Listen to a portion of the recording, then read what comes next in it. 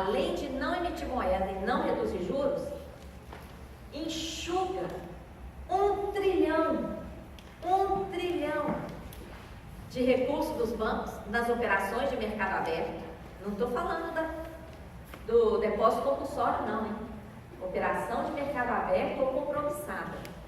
Uma operação que ele faz com a desculpa de controlar a inflação.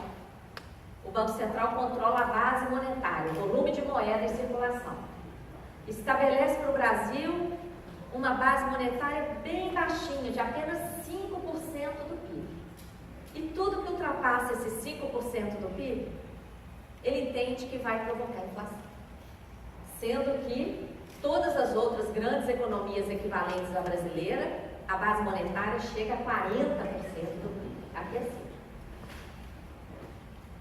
Esse tipo de operação tem sido uma das principais responsáveis pelo travamento da nossa economia.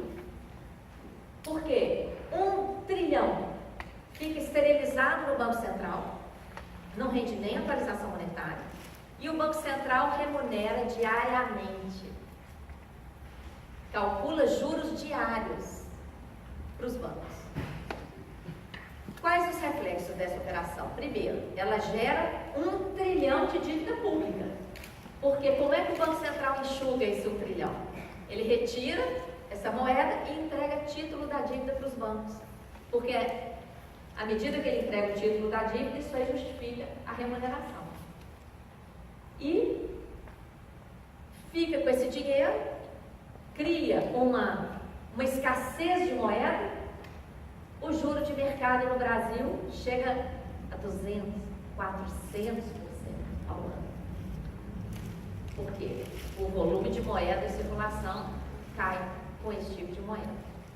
Então, esse é um dos mecanismos que explica que nesse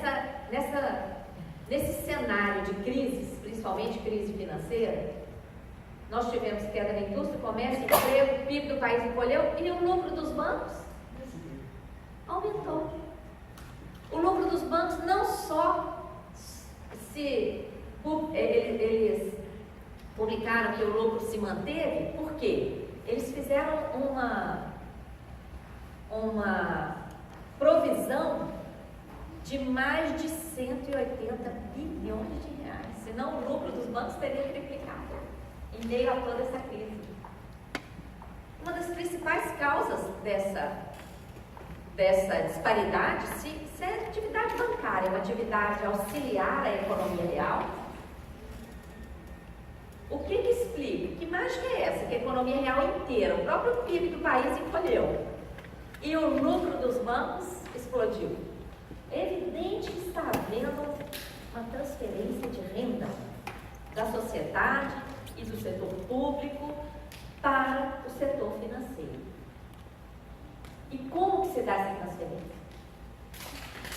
Por conta do que a gente chama sistema da dívida.